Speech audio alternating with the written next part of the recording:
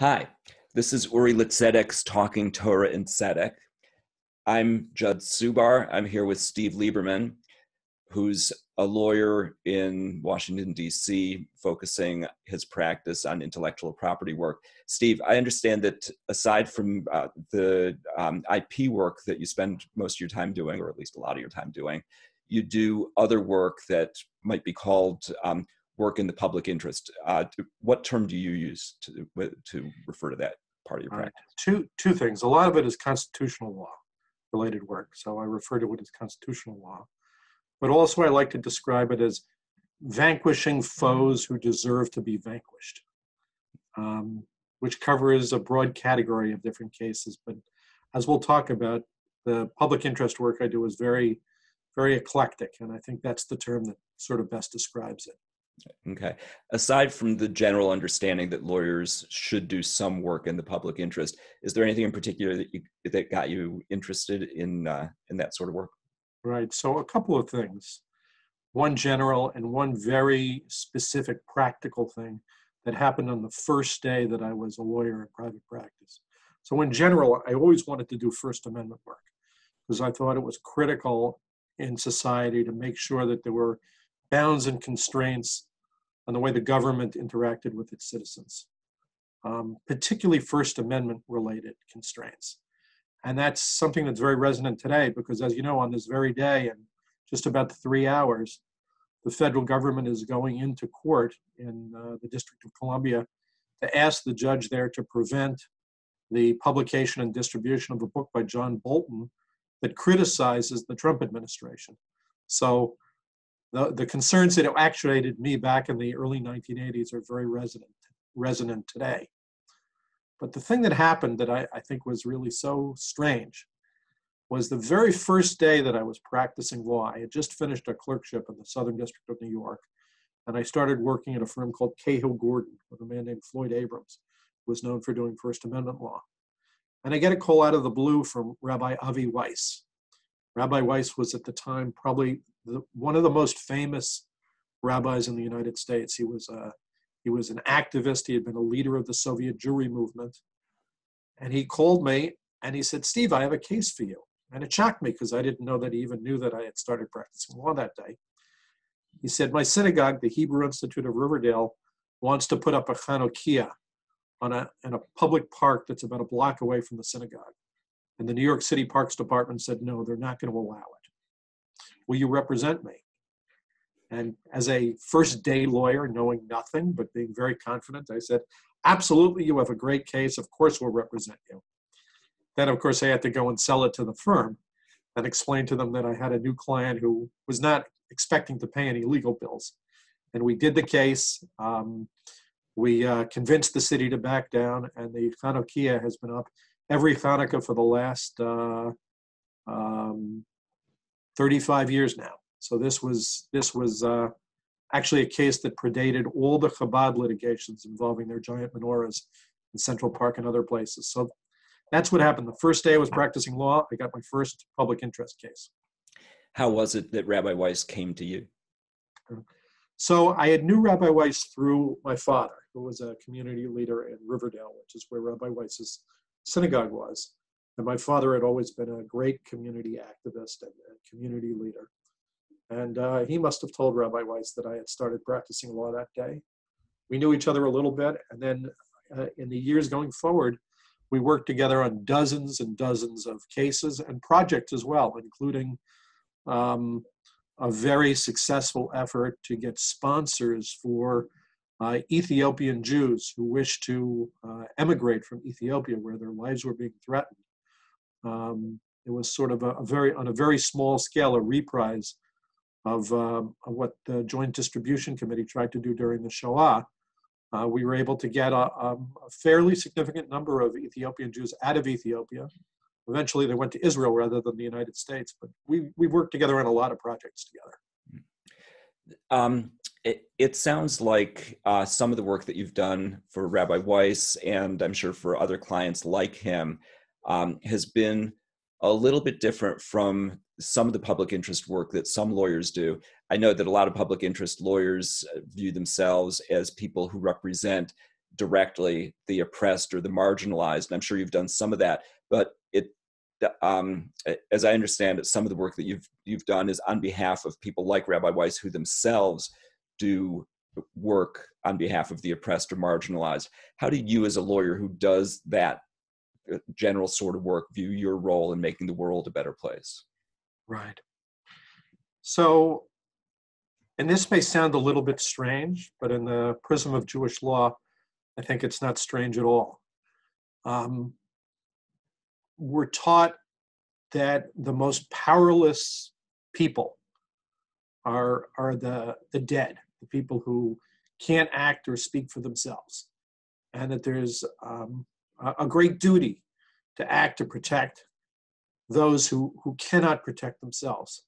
A lot of my cases have been on behalf of people or the souls of people who cannot protect themselves. For example, for several years, I handled a case that Rabbi Weiss and Rabbi Shmuel Herzfeld of the National Synagogue had got me involved in. It was on behalf of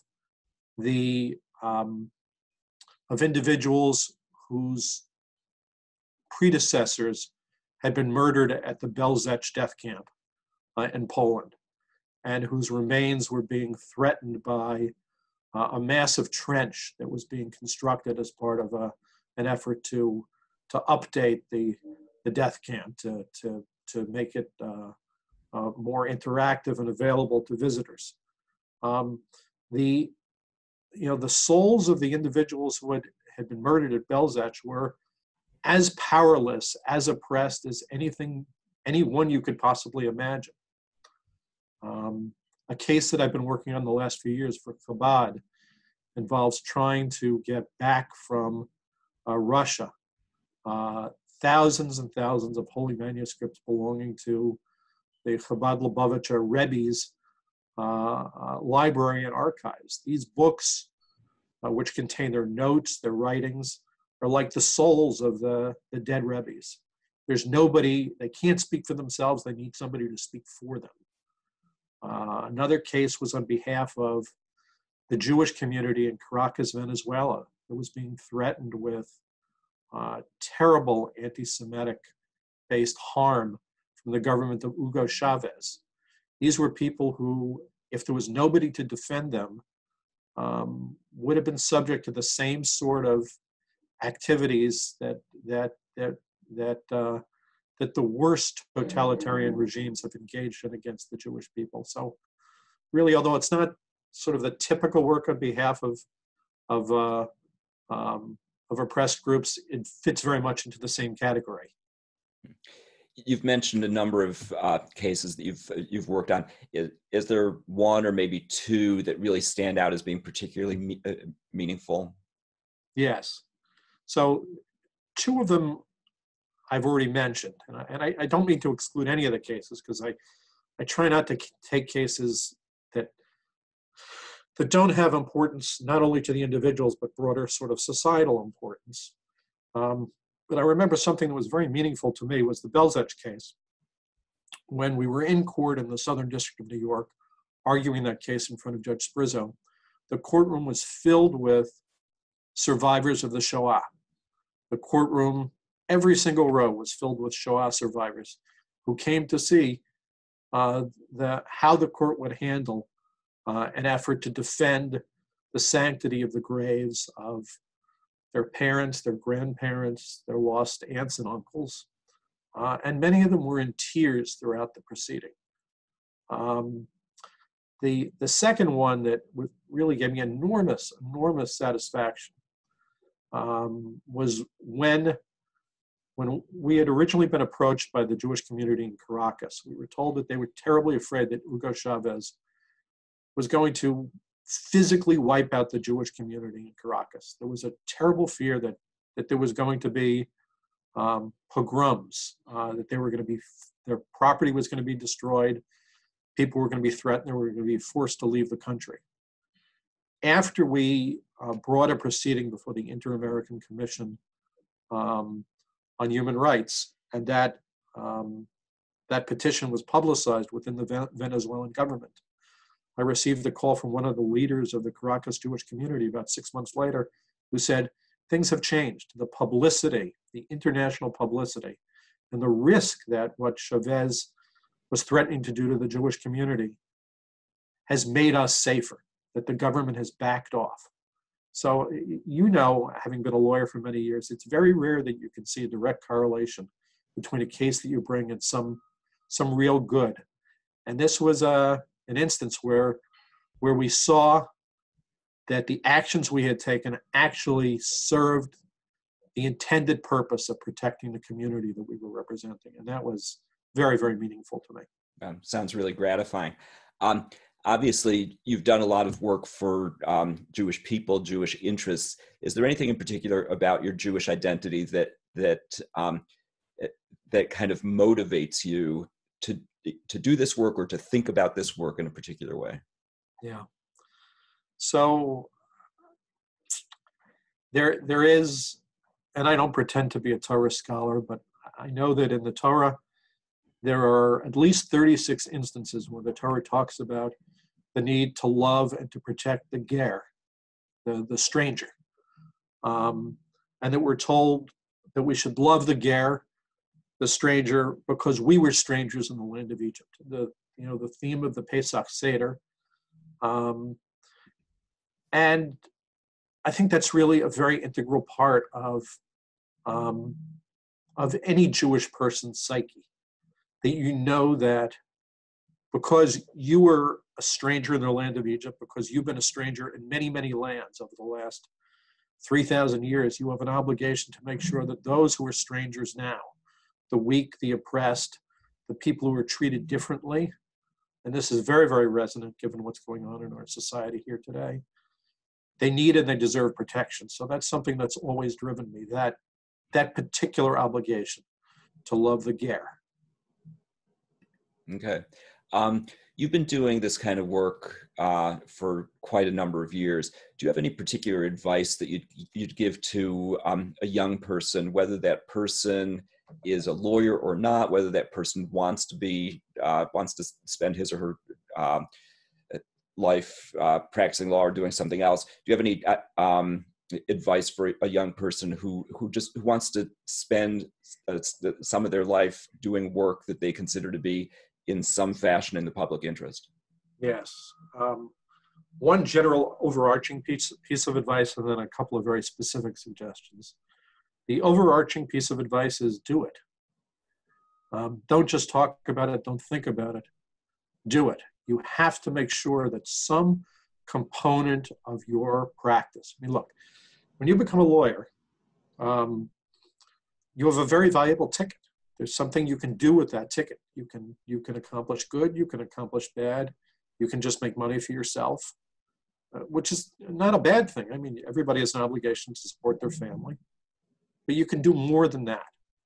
Some people do great things by virtue of the position they have. They can do great things within government or within a public interest organization. But lawyers who go into private practice, who make sure that they carve out a portion of their practice, doing something that really resonates with them, that makes them feel good, they'll be, number one, happier, more satisfied.